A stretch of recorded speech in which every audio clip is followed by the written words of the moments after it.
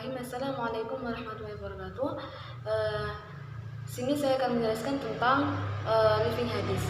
Nah, mengenai tentang pengertian, pendekatan juga metode penelitian tentang living hadis itu. Yang pertama tentang pengertian.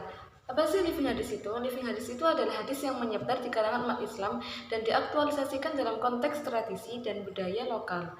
Nah, istilah living hadis ini berbeda dengan living sunnah. Istilah living hadis ini terinspirasi oleh Fazlur Rahman dengan gagasan living tradition atau living sunnah. Kedua istilah tersebut mempunyai makna yang berbeda. Jika living hadis itu mengacu kepada praktek masyarakat yang terinspirasi oleh hadis Nabi, sementara living sunnah adalah praktek hidup Nabi yang kemudian diteladani oleh umat Islam. Living hadis ini termasuk pengamalan hadis dalam kehidupan umat sehari-hari.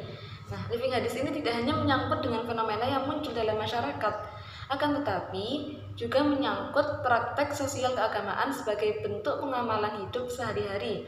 Praktek tersebut didasarkan pada pengamalan hadis sebagai sumber inspirasi. Living hadis juga tidak hanya terpaku pada praktek belaka, akan tetapi juga menyangkut tentang pengetahuan, pandangan, perasaan, dan juga pengalaman masyarakat setempat. Lalu ada 3 model variasi living hadis, yaitu ada tradisi tulis, tradisi lisan, juga tradisi praktek. Lalu tentang pendekatan.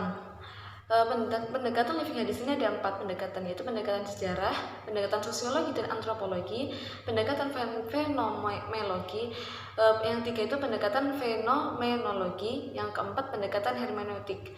Nah, yang pertama pendekatan sejarah itu digunakan untuk mengamati proses sosial budaya berdasarkan alur waktu. Metode ini digunakan untuk menguji otentisitas atau validitas sumber dokumen teks hadis, baik dari segi sanad ataupun matan hadis. Secara pendekatan historis, hadis tersebut dapat diuji otentisitasnya apakah memang benar-benar berasal dari Nabi atau tidak. Nah, yang kedua itu pendekatan sosiologi dan antropologi. Pendekatan ini mengkaji praktek-praktek keagamaan untuk membuktikan hubungannya dengan interaksi struktur, ideologi, kelas, dan perbedaan kelompok yang dengan ini semua masyarakat bisa terbentuk. Lalu yang ketiga itu dengan pendekatan fenomenologi.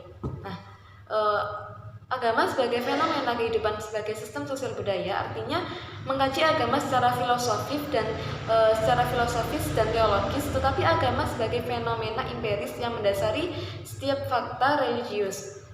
Dalam penelitian fenomenologi ini mengandalkan juga metode penelitian partisipatif agar peneliti dapat memahami tindakan agama dari dalam. Nah, yang keempat, pendekatan hermeneutik. Pendekatan ini mengkaji tentang cara pembaca memahami teks yang dimaksud oleh pengarang karena adanya perbedaan waktu, tempat, konteks latar belakang, sosial budaya yang berbeda antara pengarang dengan pembaca yang memunculkan pluralitas pemahaman terhadap teks. Nah, ada sebuah rumusan metodologis sistematis hermeneutika hadis. Yang pertama, kritik historis. Yang kedua, kritik idiotis. Nah, kritik idiotis ini dengan 3 langkah, yakni yang pertama analisis isi, yaitu memahami makna hadis melalui kajian linguistik, kajian tematis, komprehensif, dan konfirmasi makna yang diperoleh dengan petunjuk Al-Quran. Yang kedua analisis realistis, yang ketiga analisis generalisasi. Nah, itu tadi 3 langkah kritik idiotis. Lalu lanjut pada kritik praksis. Kritik praksis ini suatu kajian yang cermat terhadap situasi kekinian dan analisis berbagai realitas yang dihadapi. Jadi itu tadi tentang rumusan metodologi sistematis hermeneutika. Ada kritis historis, kritis idiotis, dan kritis praksis. Lalu tadi tentang pengertian dan pendekatan. Sekarang tentang metode penelitian.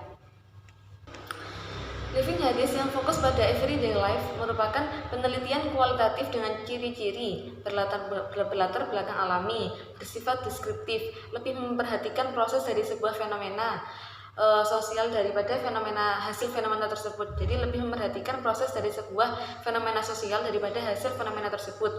Lalu menggunakan analisis induktif. Adanya pengumpulan makna dalam hidup.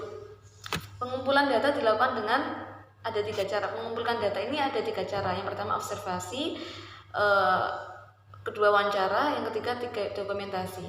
Nah, yang pertama itu observasi. Itu bertujuan untuk apa? Untuk mengamati fenomena sosial keagamaan sebagai peristiwa aktual yang memungkinkan penelitian memandang fenomena tersebut sebagai proses. Lalu yang kedua, wawancara atau interview. Wawancara dapat dilakukan terhadap orang-orang yang menjadi tokoh kunci dalam masyarakat.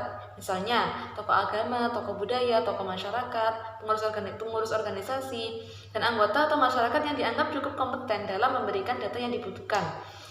Lalu yang ketiga, dokumentasi.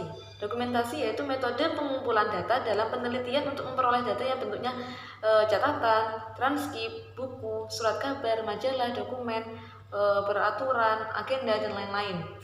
Itu tadi tentang metode penelitian. Jadi ada observasi, ada wawancara atau interview, ada dokumentasi.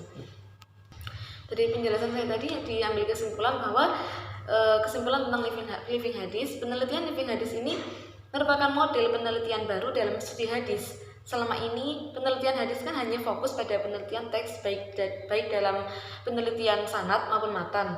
Nah, penelitian living hadis ini memungkinkan penelitian hadis tidak hanya fokus pada penelitian pustaka, akan tetapi juga penelitian lapangan. Nah, juga ada metode dan pendekatan yang digunakan dalam living hadis tidak berbeda dengan penelitian sosial keagamaan lainnya. Penelitian ini bisa menggunakan metode pengambilan data berupa observasi, wawancara, dan dokumentasi yang telah saya jelaskan tadi. Lalu sementara untuk pendekatannya menggunakan berbagai pendekatan ilmu sosial lain seperti pendekatan fenomenologi, lalu sosiologi, antropologi, dan lain-lain. Nah, mungkin itu penjelasan tadi saya tentang living hadis. Kurang lebihnya mohon maaf. Wassalamualaikum warahmatullahi wabarakatuh.